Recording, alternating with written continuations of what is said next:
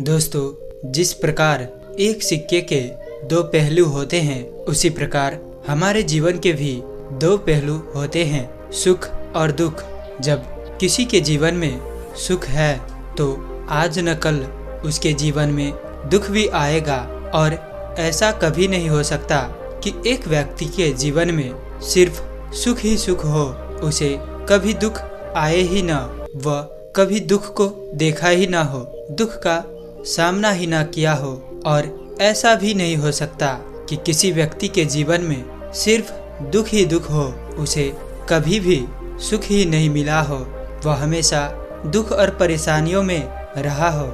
ऐसा बिल्कुल भी नहीं हो सकता।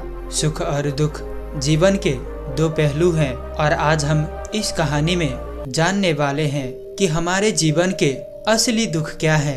अधिकांशतः लोग यह अपने पूरे जीवन में यह जान ही नहीं पाते हैं कि एक इंसान के जीवन का असली दुख क्या है।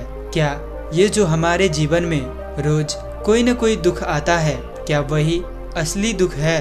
तो चलिए जानते हैं इस कहानी के जरिए। एक बार की बात है, एक नगरी में एक मोहन नाम का लड़का रहता था।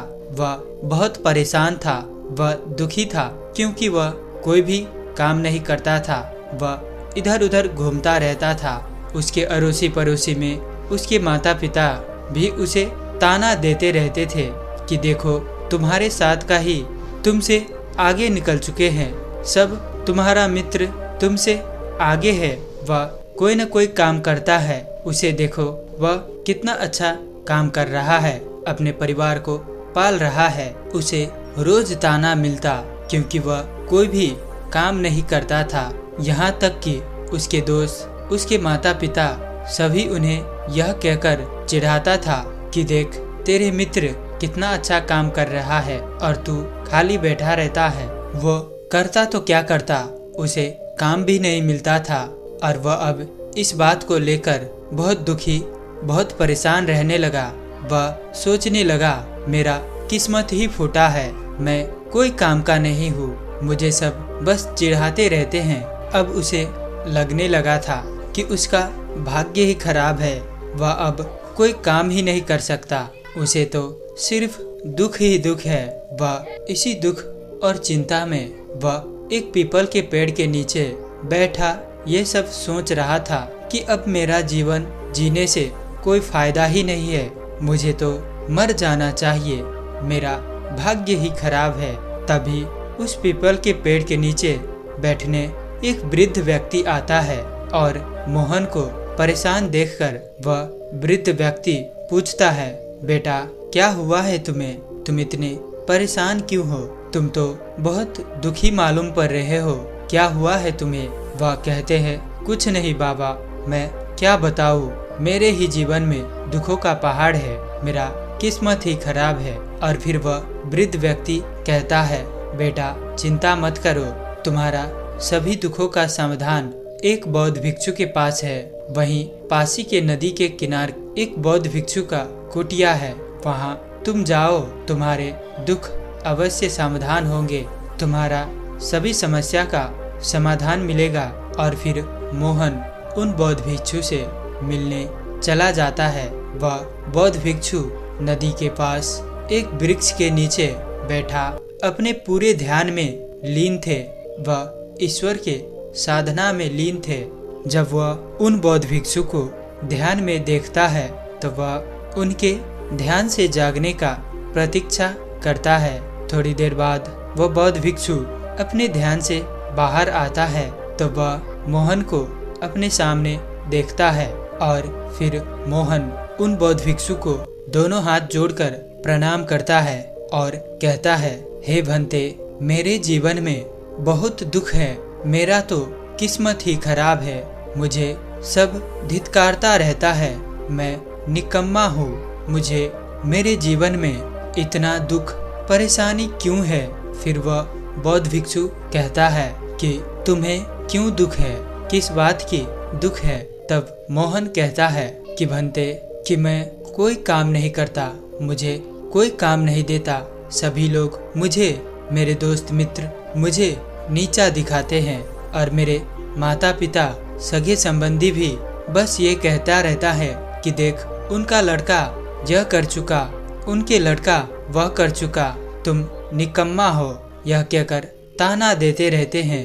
और फिर यह सुनकर वह बौद्ध भिक्षु हंसने लगता है और कहता है, ये तुम्हारा दुख है, यह तो दुख ही नहीं है, यह तो सामान्य है। जब तुम्हें असली दुख हो तभी तुम मेरे पास आना, तब मैं तुम्हें उसका समाधान बताऊंगा।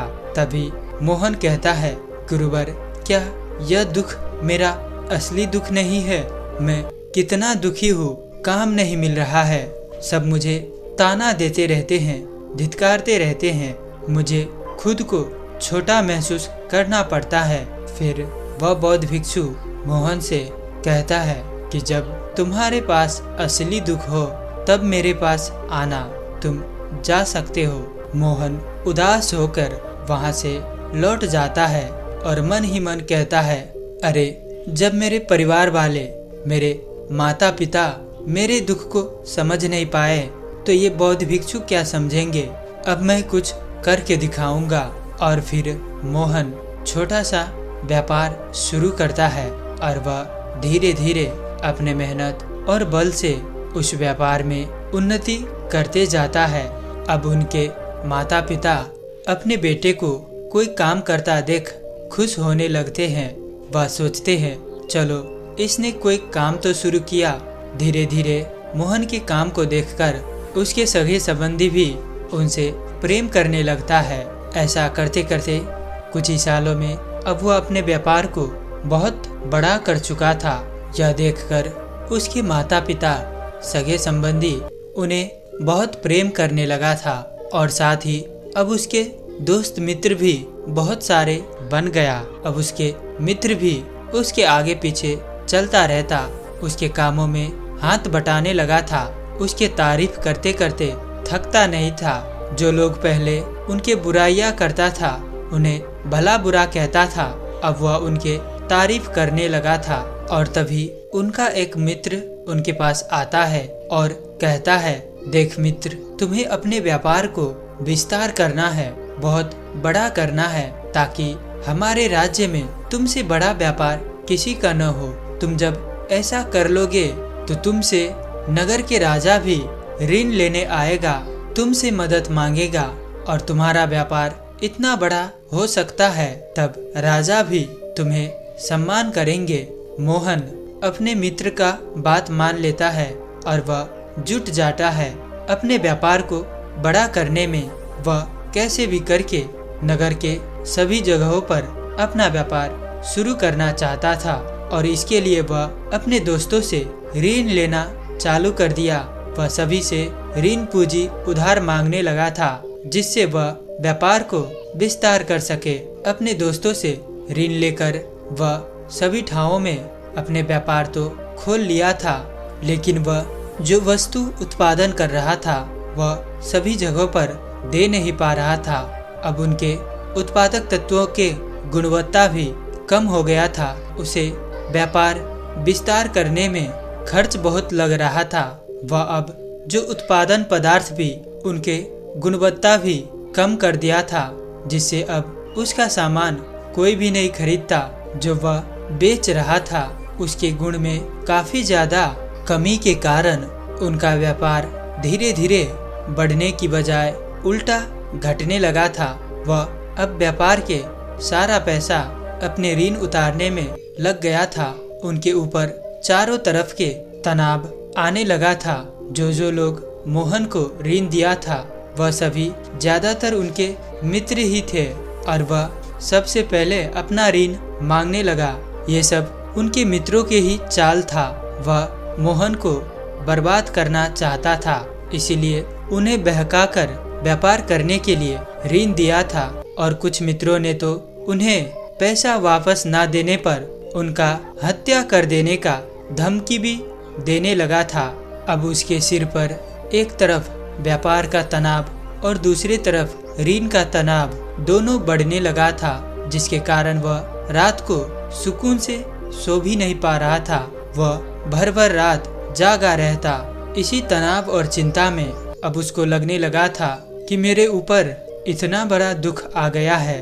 अब उसे कुछ नहीं समझ में आ रहा था कि वह क्या करेगा।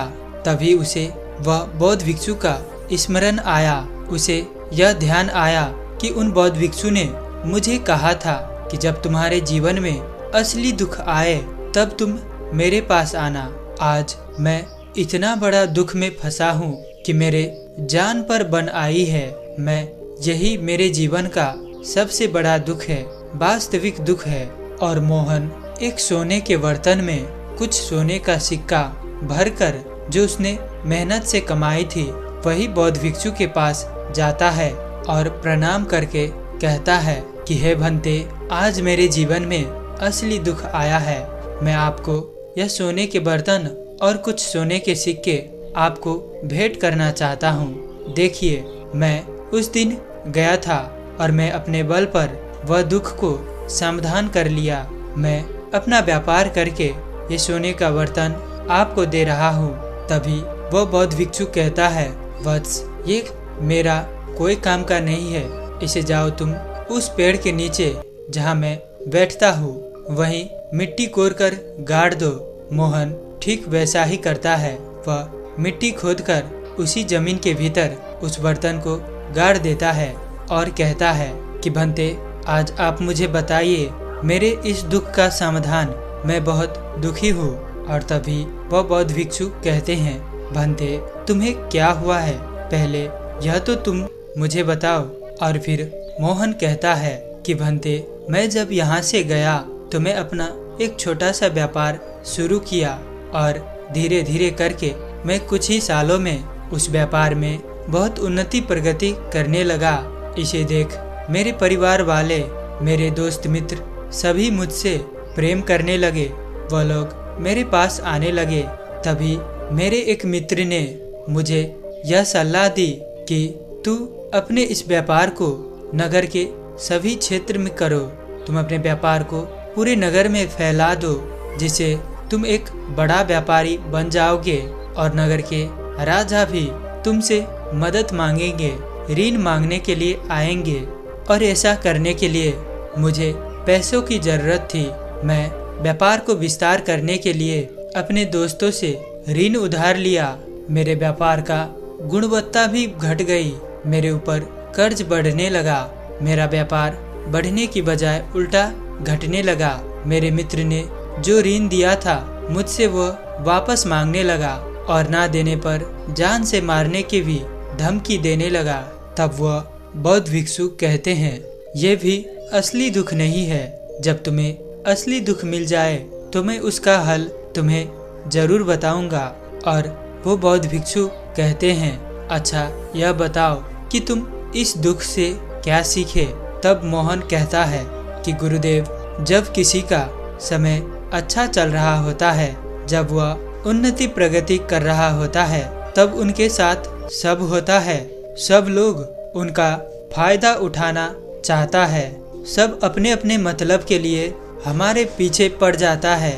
और जब बुरा समय आता है तो कोई नहीं साथ देता। और मैंने यह सीखा कि जब हम थोड़ा उन्नति करने लगते हैं तो हमारे अपने मित्र ही हमारा टांग खींचने लगते हैं। वह हमें नीचा करने के लिए षड्यंत्र रचने लगता है और तब हमें पता नहीं चलता। जब हम बर्बाद होने लगते हैं तब हमें मालूम पड़ता है। तब वह बौद्ध भिक्षु कहते हैं कि जब तुम्हें यह ज्ञान आ ही गया है, यह सीख तुमने सीख ही ली है, तो जाओ, यह भी कोई बड़ी दुख नहीं है। जब असली दुख आए तो तुम मुझसे समाधान मांगने आना। और फिर मोहन वापस अपने घर लौट जाता है। जैसा कि अब उनके व्यापार व्यवसाय धीरे धीरे नुकसान में जाने लगा था। वह व्यापार में दिन प्रतिदिन घाटा ही खाता जा रहा था। वह अब कैसे भी करके अपना ऋण चुकता करना चाहता था। वह व्यापार को बचाना चाहता था और वह व्यापार को चलाने के लिए अपने पिता के पास जाता है और उनसे कुछ पैसे की मदद मांगने लगता है।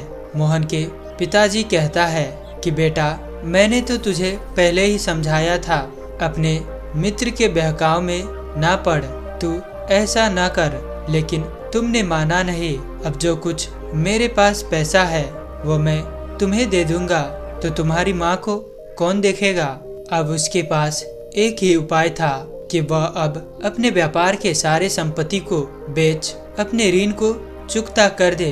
वह अब मजबूरन अपने व्यापार के सारे संपत्ति बेच सभी के उनका ऋण चुकता कर देता है। इस तरह उसके व्यापार अब उसके हाथ से छिन गया। अब उसके पास एक भी रुपए नहीं बचा था। अब वह पूरी तरह से कंगाल हो चुका था।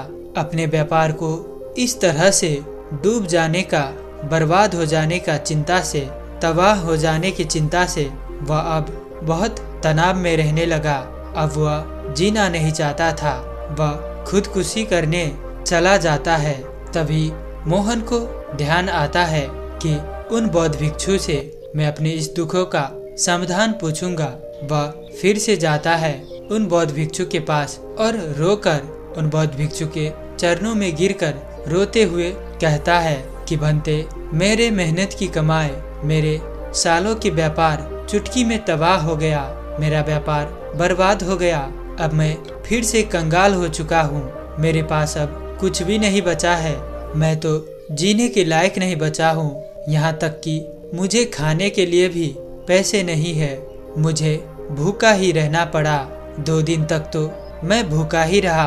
तब वह बौद्ध भिक्षु कहते हैं कि क्या हुआ, तुम्हारा व्यापार ही तो डूबा, जो कि तुम्हारे पास कुछ साल आगे वो तुम्हारा था भी नहीं। ये कौन सा बड़ा दुख है, यह असली दुख नहीं है। जब तुम्हारे पास कोई असली दुख हो तब तुम मेरे पास आना। तब मोहन कहता है कि गुरुदेव, ये क्या आप असली दुख लगाए हैं। मैं अब कंगाल हूँ। मैं पूरी तरह से टूट चुका हूँ, बर्बाद हो गया हूँ। अब मैं किस मुंह लेकर उस नगर में जीऊँ तो जीऊँ, अब कैसे मैं जीऊँ। मुझे जीवित रहने में भी लज्जा महसूस हो रहा है। तब वह बौद्ध भिक्षु मोहन को उसी जगह पर ले जाता है जहाँ उन्होंने उसके हाथों वह सोने की बर्तन जमीन के अंदर गाड़ा होता है। वह बौद्ध भिक्षु जमीन को खोदकर वह सोने की बर्तन और उसमें भरा सोने की सिक्का निकालकर उन्हें दे देता है और कहता है, जाओ इससे अपना कुछ करो, यह मेरे कोई काम का नहीं है। और जब तुम्हें तुम्हारे जीवन में असली दुख आए तभी तुम मेरे पास आना। मोहन उस सोने के बर्तन को बेचकर कुछ पैसों से फिर से अपना व्यापार शुरू करता है। उसका व्यापार बिल्कुल धीरे धीरे चलता था, लेकिन अब उनको कोई ऋण नहीं था। वह शांति से व्यापार करता और पहले जैसा गलती न करने की सीख अपने साथ रखा था। वह अब होशियारी पूर्वक व्यापार में जुटा था, जिससे वह धीरे धीरे अपने व्यापार को वृद्धि भी कर रहा था और व्यापार करके चैन की नींद भी सो रहा था। अब धीरे धीरे उसके माता पिता भी खुश होने लगे और वह हमेशा समझाते रहते कि अब फिर से वैसा गलती मत करना। और मोहन धीरे धीरे अपने व्यापार में आगे बढ़ता ही जा रहा था कि तभी एक दिन उनके माता पिता दोनों के एक साथ ही मृत्यु हो जाता है। पहली बार उसने अपने माता पिता का अर्थ ही दिया था। उन्हें अपने कंधा में लाद शमशान तक ले गया था। उन्हें अपने माता पिता के मृत्यु का गहरा आघात लगा, जिससे वह उसे अब खालीपन महसूस होने लगा।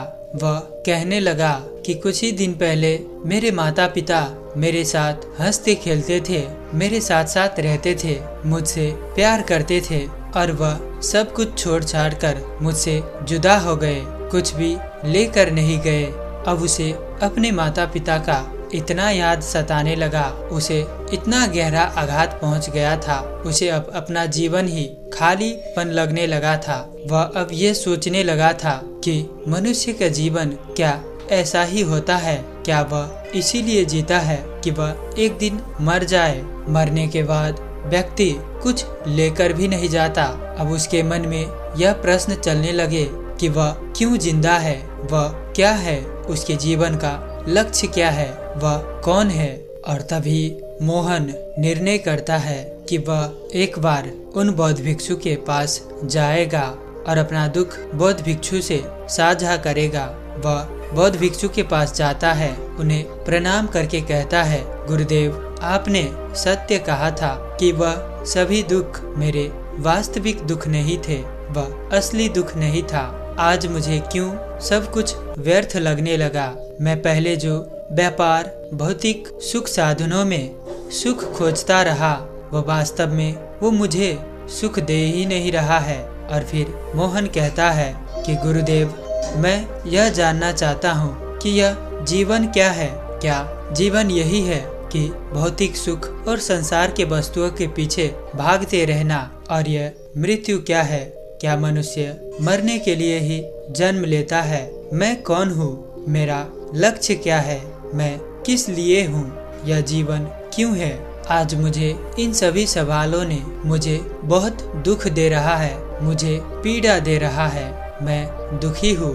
और फिर वह बौद्ध भिक्षु मोहन से कहता है कि वत्स, यही वह असली दुख है और इसका मैं तुम्हें समाधान भी बताऊंगा। इसके अलावा बाकी सारा दुख तो सामान्य है, जीवन में आता जाता रहता है। मनुष्य के जीवन का एक ही उद्देश्य है, उन्हें खुद को पहचानना, अपने आप को देखना, जीवन मृत्यु के चक्र से मुक्त होना, इस दुख से खुद के अंदर झांकना।